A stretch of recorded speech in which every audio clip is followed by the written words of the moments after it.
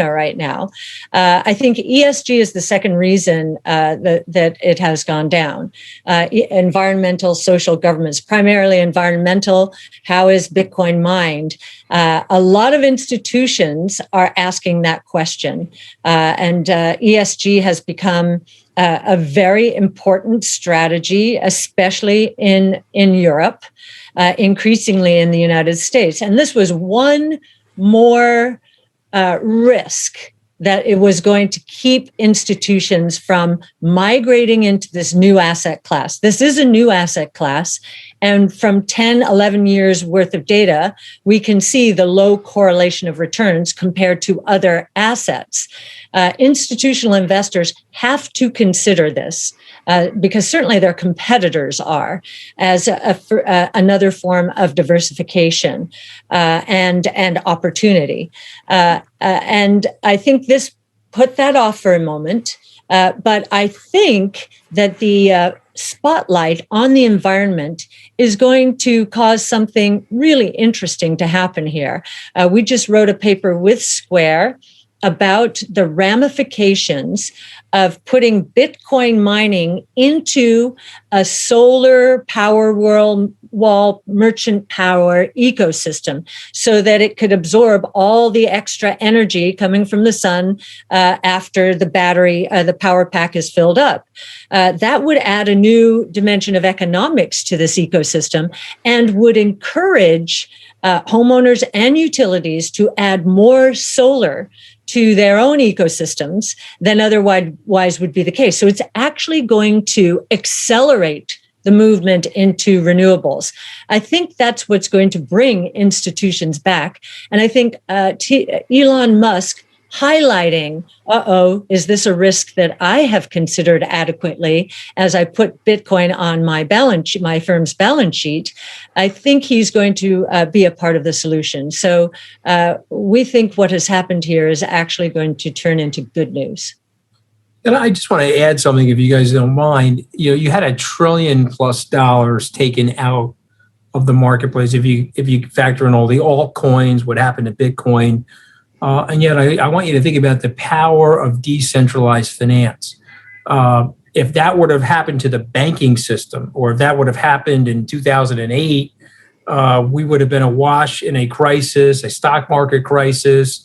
The Fed would have had to come in with the cardiac pumps and clamps and jammed hundreds of billions of dollars into the economy. And so when you think about the shock of losing $1 trillion of value, and yet the system cleared itself beautifully. And so in a very weird way, there's an anti-fragility to what took place over the last 2 or 3 weeks. Cathie, do you agree with that? Yeah, absolutely. I was keeping very close contact with my friends in the DeFi space, particularly venture funds deeply involved in it, and monitoring. And it seemed to go pretty flawlessly. Of course, there are some bankruptcies out there, and businesses that are not going to exist. But this is the natural clearing process. If you want to take on that leverage, that's the kind of risk you're taking, and just know that. So I think each one of these corrections, certainly the coronavirus was a battle test,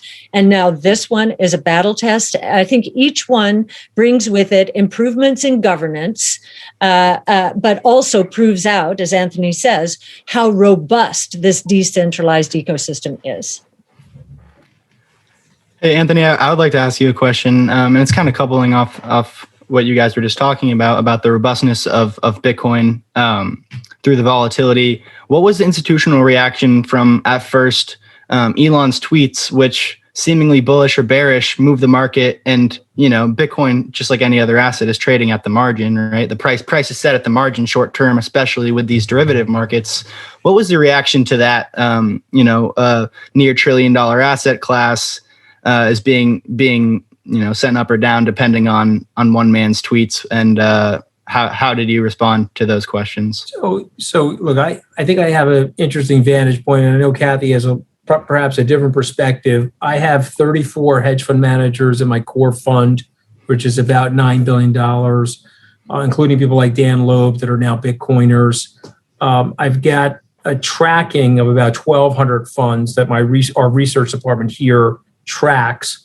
And then, of course, we have the SALT conference, where we probably have had 100 or so thousand people over 10 years traffic through the conferences or the SALT Talk series, et cetera. So we're doing a lot of surveys, a lot of analytics.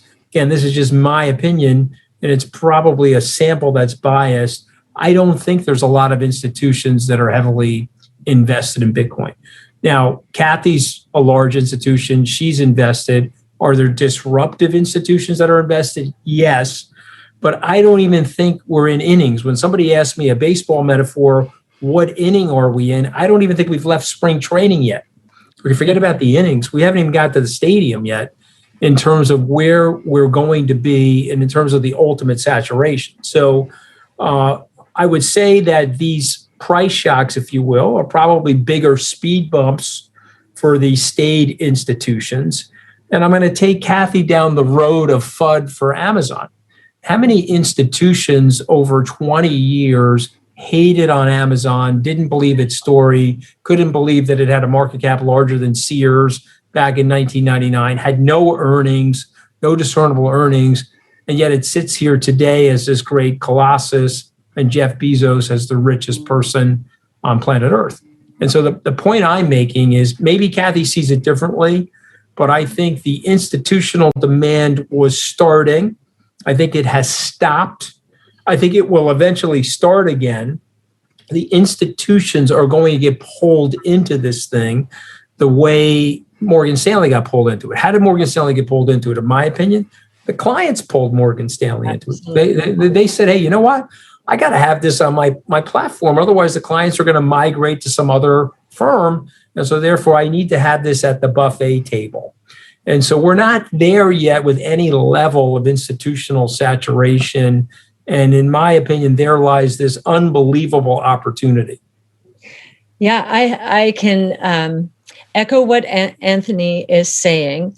I will say we heard that some institutions were taking advantage of this 50% drop in the price. They had been worried about top ticking.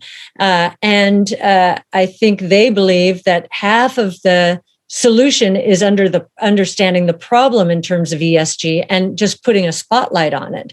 So I think some institutions have been opportunistic, but not very many. I think this was more of a showstopper, at least temporarily, for a lot of institutions. In terms of the idea that one person's tweet could cause this amount of damage, well, we've been involved with Tesla, you might know, for a very long time. And we are getting used to this and use these opportunities as you know. Do you think he was smoking a blunt while he was sending out those tweets? I'm just asking for us. No, I think he was probably just after a call with Larry Fink at BlackRock, who's his number 3 shareholder, who's all about climate change, and probably set off some of this furor, if I had to guess. And there are also in the top of the league tables in terms of owners of Tesla, there are a lot of European institutions. And again, very high sensitivity, probably more than Elon could have imagined before he committed and his team committed to Bitcoin.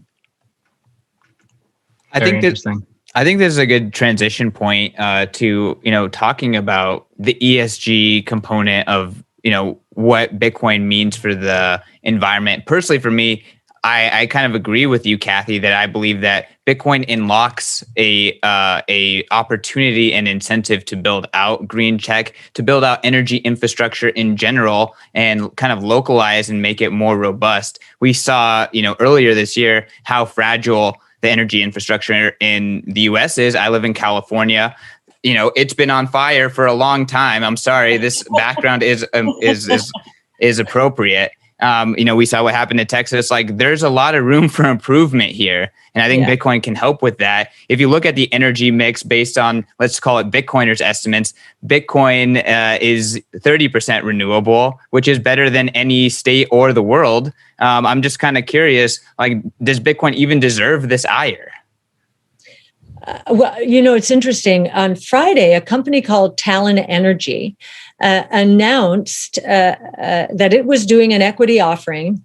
It was going to try and get $800 million done, 300 million of which would go to data centers for Bitcoin mining. This is a merchant power producer.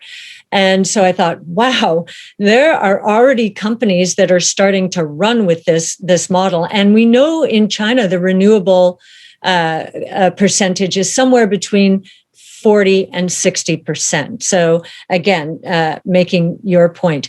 I think a bigger point that needs to be made is that progress takes energy.